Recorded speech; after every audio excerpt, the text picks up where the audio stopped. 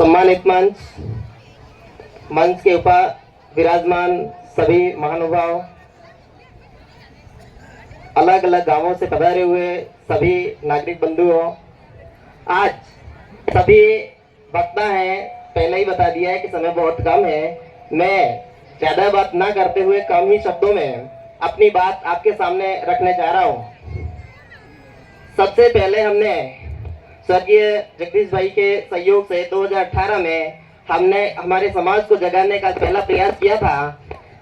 उस प्रयास बहुत सफल रहा था। भाई के रूप में उन्होंने बहुत विकास करके हमारे समाज में अलग अलग जगह उनके जैसे योद्धा तैयार किए थे जो हमारे समाज को जगा सके।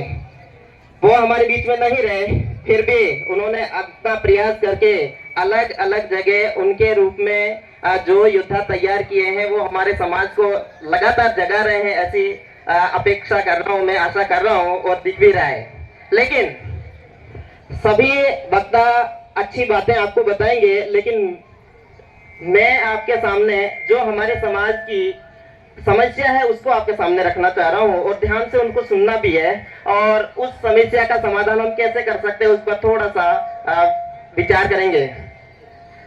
हम कहीं भी रास्ते पर चल रहे हैं, सड़क पर चल रहे हैं या बाजार में कहीं घूम रहे हैं, तो हमारे युवा साथी, मेरे भाई जो भी है, आज विश्व आदिवासी दिवस के उपलक्ष्य में बड़े जोश के साथ में यहाँ उपस्थित हो जाते हैं और हम आदिवासी हैं ऐसा कह देते हैं। हम आदिवासी हैं, हम किसी और को नहीं मानते, सही है, उनकी बात करनी चाहिए। लेकिन वही भाई मेरे कहीं और जाते हैं, सड़कों पर जाते हैं, तो मेरी बहनों को कहीं सड़कों पर अड्डे यानी उनके सामने से उनको रोकने का प्रयास करते हैं, उनको छेड़ने का प्रयास करते हैं। ये सबसे खतरनाक समस्या हमारे समाज की है। तो इस पर हमें विचार करना चाहिए। एक दिन विश्व आदिवासी दिवस मना लेने से और सड़कों पर जाकर कहीं भी गलियों में और हमारी बहनों को छेड़ने का काम करेंगे, उनको रोकने का काम करेंगे, तो तुम्हारा विश्व आदिवासी दिवस मनाना सार्थक नहीं है भाइयों। इसलिए आज सभी युवाओं से मेरी यही अपील रहेगी कि हम सभी यही प्रण लेंगे कि सड़क पर, गांव में कहीं भी चलते हुए किसी भी बहन को बिना काम से छेड़ने का काम नहीं करेंगे। क्योंकि हम देखते हैं, कई सारे साथी देखते भी हैं कि कोई छेड़ रहा है किसी को और मेरे क्या करना है ऐसा कहकर वो निकल जाते हैं, ऐसा सोचकर निकल जाते हैं, और मैंने कुछ कहा तो मेरे सामने पड़ेगा। तो ये खतरनाक समस्या है। इसलिए हम सबको मिलकर इसका निर्णय लेना पड़ेगा कि ऐसा कहीं भी ना हो। क्योंकि जो समस्या है, इस समस्या को हम हमारे ही समाज के लड़के और हमारे ही समाज की लड़कियों को ऐसा काम करते हैं, छेड़ने का काम करते हैं, दूसरे लोग हैं वो मजा देखते हैं हमारे। इसलिए आज हम सभी ये प्रण लेके जाएं, जो युवा साथी हैं ये प्रण लेके जाएं कि ऐसा काम कहीं भी सड़कों पर चलते हुए, कहीं भी गलियों में या कहीं भी फोन पे वगैरह वगैरह ऐसा गलत काम ना करें, छेड़ने का काम ना करें, तो ठीक रहेगा। तो हमारा समाज धीरे धीरे आगे बढ़ेगा।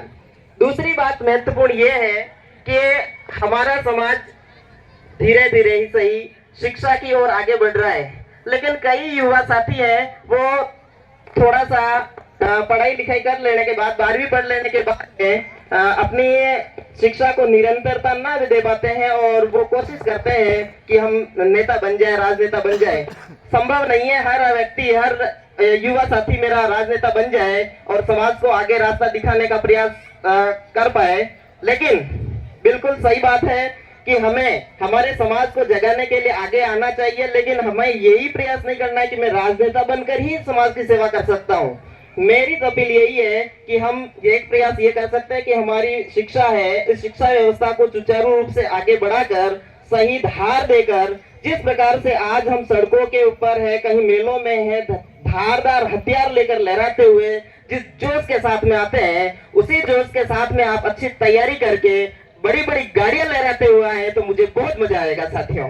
इसलिए हमें शिक्षा पर विशेष करके जोर देना है और गलत काम पर बिल्कुल भी ध्यान नहीं देना है। धन्यवाद सर।